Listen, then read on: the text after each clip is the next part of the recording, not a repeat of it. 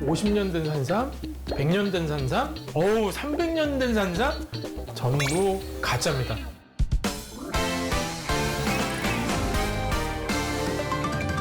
신동진의 닥터밥상 한의사 신동진입니다.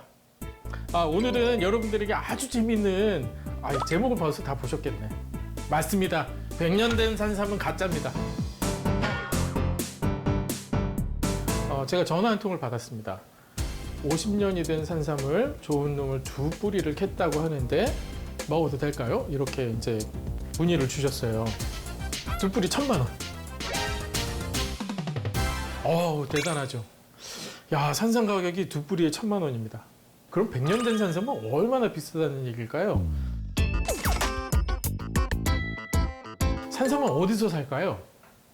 보통 인삼을 키우는 인삼밭을 보시면 아시죠? 인삼밭에 검은 차양이 쳐져 있죠. 네. 삼은 햇빛 아래에서는 살지 못한다는 얘기죠. 반드시 그늘이 있어야 됩니다. 그리고 통풍이 잘 돼야 됩니다.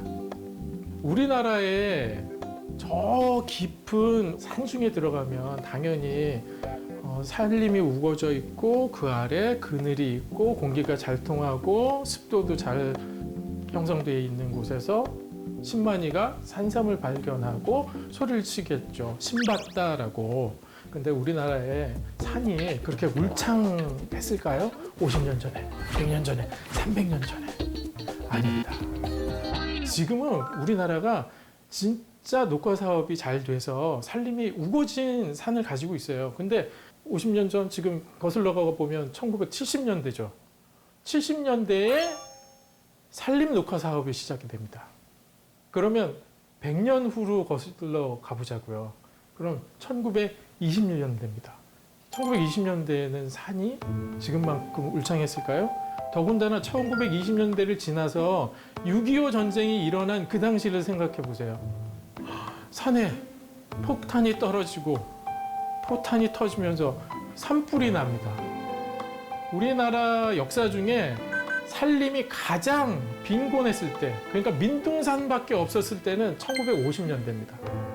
그때 산삼이 살 수 있었을까요? 그래, 우리나라에 민둥산만 있었지만 저 깊은 산 중에는 나무가 울창하고 거기에 산삼이 살았을 거야. 그때부터 살고 있던 산삼을 지금 우리가 신만이가 캐온 거야. 그래서 100년 된 산삼이 존재해 라고 생각할 수 있죠. 근데요, 산삼이 나는 자리가 있어요. 그 자리는요, 인삼밭 옆자리입니다. 산삼씨가 따로 있는 게 아니에요. 인삼씨가 그냥 산속에 떨어져서 그게 자라난 게 산삼이거든요. 그럼 그 인삼씨를 누가 떨어뜨릴까요? 새들입니다. 새들이 인삼밭에서 인삼 열매를 따먹고 그 씨를 날아가다가 또는 둥지 근처에서 배설물과 함께 떨어뜨린 그 씨가 땅에서부터 자라난 게 바로 산삼이거든요. 그러니까 저 깊은 산 중에 가서 인삼씨를 떨어뜨릴 새가 있을까요? 새들은요, 날아야 되는 동물들이라 배설은 금방금방 합니다. 장시간을 날아가서 배설하지 않습니다. 그래서 인삼밭 근처에 있어야만 산삼이 캐치가 될 수 있다. 이 사실을 말씀드리면서 어쨌든 우리나라에서 산삼이 살 수 있는 산에 형성되기 시작한 건 불과 20-30년밖에 안 된다는 거, 이거 꼭 기억하셔야 됩니다. 그 사실을 기준으로 우리나라에 100년 된 산삼이 있었을까? 50년 된 산삼이 있었을까? 그걸 판단하시면 정확히 맞아떨어집니다.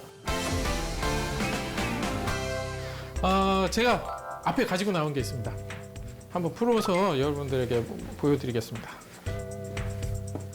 저도 막 흰 장갑을 끼고 오픈해야 되는 게 아닐까 싶은데. 짠. 짠. 자, 이불을 좀 들춰볼까요? 이쪽도 들춰서 자태를 한번 공개해 보겠습니다. 짜잔.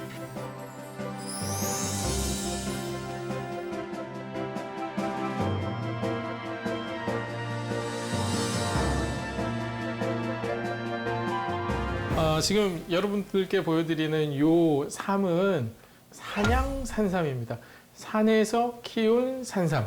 사람들이 인삼의 씨를 산에다 막 이렇게 뿌립니다. 그래서 거기서 싹 틔워서 자라난 그런 산삼이거든요. 지금 보시고 계신 산양산삼은 나이가 15년생 된 산삼들입니다. 우선 삼의 나이를 구분하는 방법은 여러 가지가 있지만 가장 중요한 건 삼을 키운 사람이 이거 몇 년생인 삼이라고 인증하는 게 가장 쉬운 방법입니다. 그러니까 이렇게 딱 봐서 이게 삼이 몇 년생일까 저한테 가져오시면 저 모릅니다. 알 수 있는 방법이 없어요.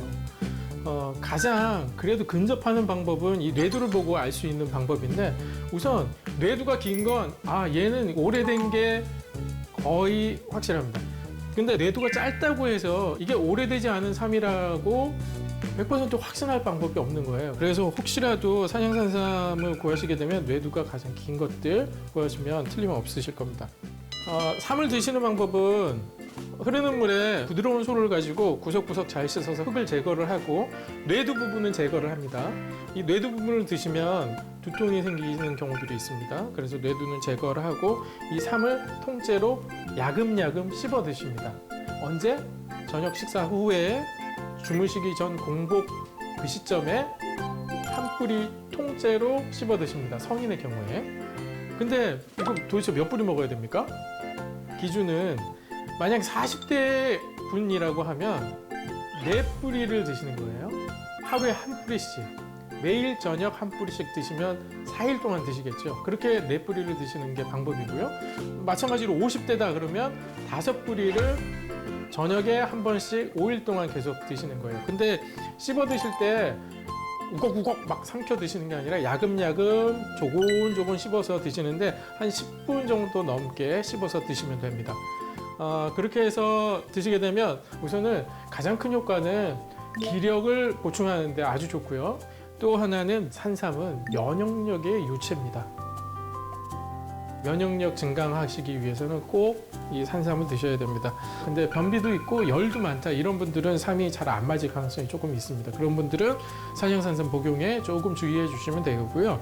그렇지 않고 몸이 차면서 면역력이 완전히 떨어져 있다, 기력이 전혀 없다 이런 분들은 이 산양산삼 드시면 효과 아주 크게 보실 수 있습니다. 또 체질적으로 맞는다면 당뇨 환자에게도 아주 좋습니다. 면역력 떨어져 있으신 당뇨 환자분들 또 발에 괴사가 일어나기 시작한 합병증이 너무 심하게 지금 와서 양방적으로도 효과가 없으신 분들 이런 분들에게 저는 산양산삼 충분히 권할 필요가 있다고 생각을 합니다.